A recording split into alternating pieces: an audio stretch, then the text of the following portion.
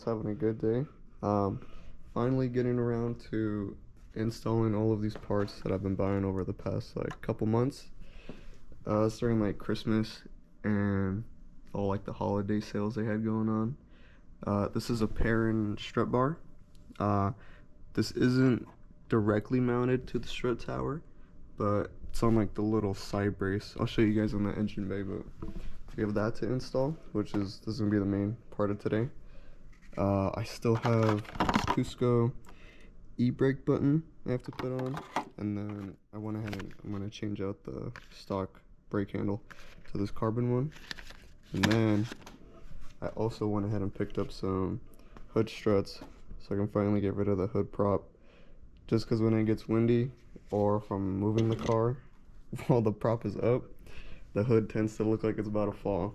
And I mean, it's 2025. I feel like every car should have this now. And these were honestly fairly cheap. They were like 40 bucks. I'll put the link to everything in the description. I don't know if it's still on sale. Like this was like 90 bucks. I think this was like 12.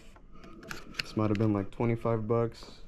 These were only 40, which I think before they were like 80 or something.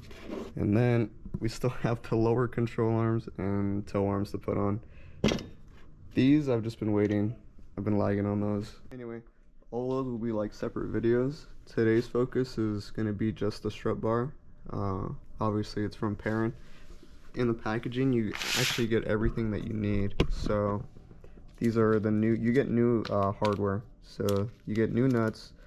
You get the silicone hose. I don't think if you're just doing the strut bar and you don't have like their AOS or anything, I don't think you need this, because this you would just slice open, put over whatever hose you're trying to protect, and then just zip tie it down, because there's a hose on the right hand side that could rub against this, and I guess technically rub through, but if you're just doing this on a 13 to like 19 whatever BRZ, not the new gen, you should be fine. You shouldn't need that. I went ahead and took off this side just to show you real fast. They give you an Allen key in the packaging, which is cool. This all is like deconstruct, so this comes off. This gets mounted first, which I'll show you. Once you mount this, you'll lay this in and then tighten everything down to align it on both sides, left and right, and then you kind of do the reverse process, take everything back out, torque these down on the two nuts right there, then just reconstruct it back together, and it should be as easy as that. So let's see if we can get it done. So heads up, for the OEM nuts, they're going to be a 12 to take off. Then to install the new hardware that they provide, it's going to be a 13, which fits on there fine. Just the 12 was too small.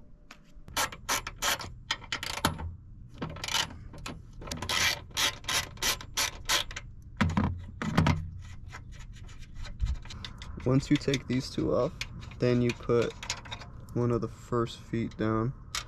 So this would go down like that, and then you need a 13 and probably a long socket, because I just tried a short one, I wasn't gonna reach.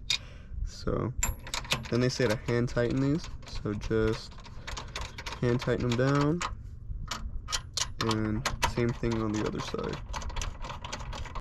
Now that both feet are on, that's when you go ahead and put down the actual strut piece. Lay it down, and then I can actually see right here, it's actually rubbing this this piping right here. So that's where the silicone hose comes into. So they didn't think I was going to use it. I couldn't really find that many videos on it, so I guess that's what we're gonna have to put right there. I think whoever had this car before me must have had one, because I can see it's kind of rubbing through right here from whatever was previously there. So I think I am going to use that rubber piece just like as a precaution, just in case, because that's probably not good. Trim down the original piece that they gave you, and then it's cool that they give you everything too. I'm just using a couple zip ties to make sure this won't move or anything, because this goes over the pipe but it doesn't seal all the way around, so the bottom's exposed, but that doesn't really matter. You're just mainly trying to protect the top, and it's actually pretty thick, so this should work perfectly fine. Alright, I went ahead and checked it out. it looks like for at least the strip bar, it's gonna hit in like this area, just like the same size as the tubing. So put this to the side, put the tubing over, try to line this back up, and that should be good right there, because if anything moves or something like that, yeah, that should be fine. We just zip tie this down.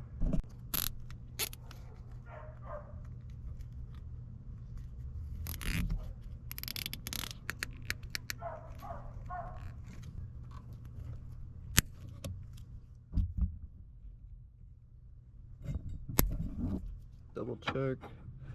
Shit, this is all good. Perfect, okay. Now with everything still hand tight below, this is when you hand tight the hardware on top as well. You do this to both sides and it'll lock it in basically. It'll probably shift if it has to. And then you can go ahead and retighten everything at the very end. Just finishing up tightening the left side all the way. Let's go one more. Okay. Then just so everything stays straight, you tighten this first nut that's exposed down to, I believe it's 14 foot-pounds. Torque controller goes down to 25, so I think that's 14. Tighten the inside nut down. Should be good. Okay. That's pretty much it. Super easy install, just a few bolts. The process was a little annoying, but I mean this thing's solid, so I can like move the whole car with it, so I trust it. All the other stuff I got inside I'll probably do in separate videos. I just don't know when, but other than that, appreciate you guys for watching. See you later.